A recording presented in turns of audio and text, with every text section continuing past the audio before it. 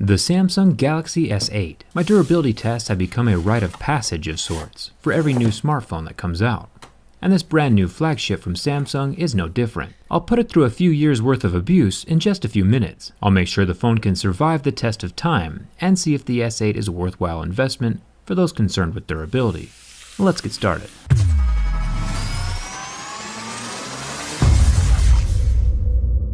This orchid gray color is the one lucky enough to end up on my desk. A new color variation for this round of smartphones. It's nice to see something different than the standard black, gold, and silver that pretty much every manufacturer has. The phone is cold and solid feeling in my hand, so we're off to a good start. The scratch test is always first. My Mo's picks do a pretty good job of seeing how scratch resistant the screen is. Plastic screens like the Galaxy S7 Active would scratch at a level 3.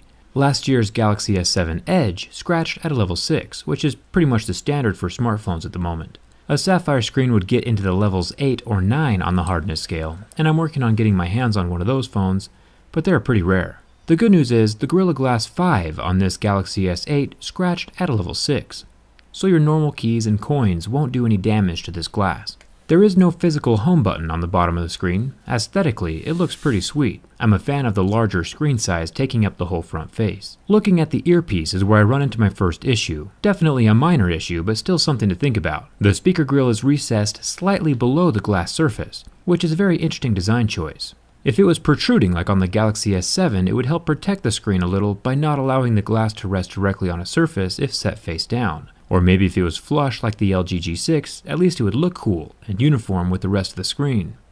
But recessed under the glass is just asking for it to collect all kinds of lint and dust and other goodies from your pocket, or even makeup off your face. Recessed isn't the most ideal design choice. The good news is that the grill is made of metal, so when it does need to be cleaned out, it's pretty secure and won't be falling out on its own, like we've seen with some of the other phones I've tested. One more thing is the speaker size. The S7 Edge that I've been using for the past year is already pretty quiet, and the grill on the S8 is less than half of the size. So if they shrank the internal speaker inside of the S8, it would be a terrible move. I'll have to check that speaker size when I open up and tear down the phone tomorrow. The sensors, like the iris scanner and the 8-megapixel front-facing camera, are all covered by the same glass as on the screen, so my razor blade is not leaving any marks, since the screen is harder than my razor blade. Now for the back of the phone. The back panel is made of glass and the Samsung logo is printed on the underside of the glass, so there's no chance of removing it from this side. If we jump up to the flash and the focus sensors, they are also covered by this same glass rear panel. This is the first time I've ever seen a glass-covered flash on a phone. Normally it's plastic. I think that see-through window to the sensor is pretty awesome. If there was a totally clear version of the S8, I would buy it up in 2 seconds. My favorite Game Boy was the clear one back in the day, and older me hasn't changed a bit. Would you buy a clear phone? Let me know in the comments. The camera lens is also covered with glass, and luckily my razor blade leaves no marks on it. Definitely scratch resistant. The Galaxy S8 has a subtle ring around the camera that protrudes ever so slightly. It's almost flush, but the ring is definitely there. It's made of metal, and hopefully, if you're the type of person who walks around without a skin or a case, it'll be enough to help protect that camera lens if you ever set your phone down. Now the fingerprint scanner, off to the right of the camera, is definitely in a unique spot. It'll take some getting used to.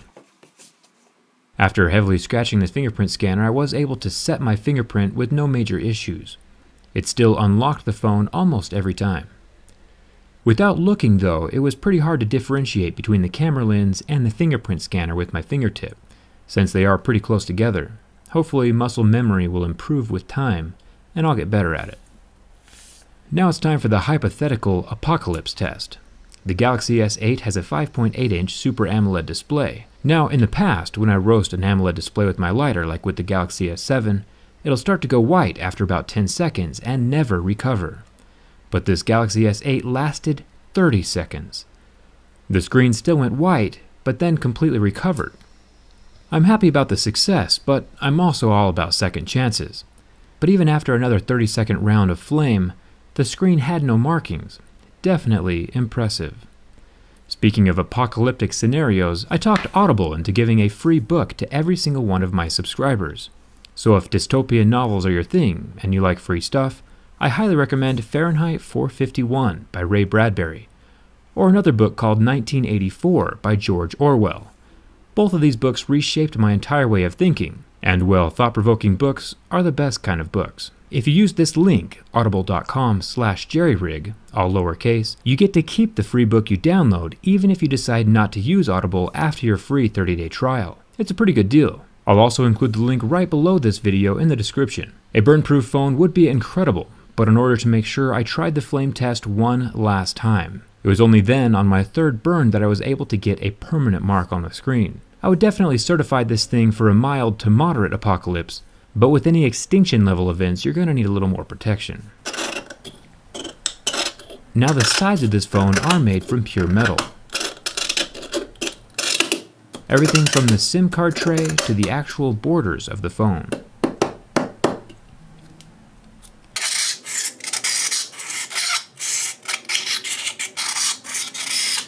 The phone might look a little beat up at this point, but it's still less violent than Flying United.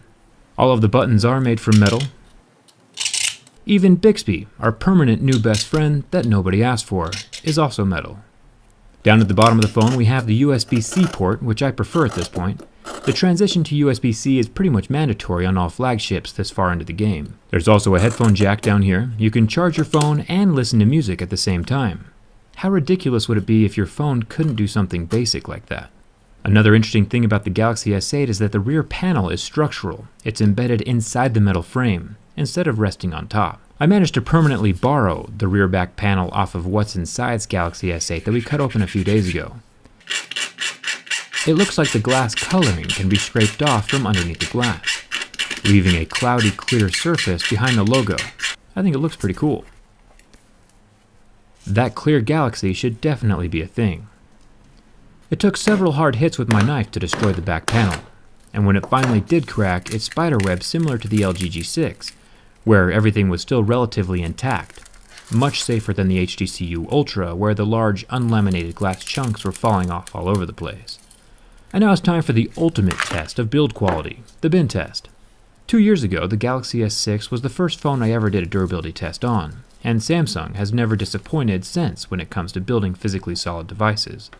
There is almost zero flex to this thing, and more importantly, no seals are being broken either, so everything is still water resistant. It's nice that you can count on your phone, even if an irresponsibly large amount of pressure is applied to both ends. The flashlight complained for a few seconds about the abuse, but other than that, I'd have to say that the Galaxy S8 is an incredibly well-built phone, and definitely a candidate for my daily driver. My Twitter and Instagram followers got a spoiler-free preview of the phone before this video went live, so if you like seeing tech tested, follow me over there. And don't forget your free 30-day trial from Audible. For real, it's free. With Audible, you can read or listen directly from your phone, so you'll always have something productive in your pocket. Link is in the description. I'll see you guys tomorrow for the teardown. Thanks for watching. I'll see you around.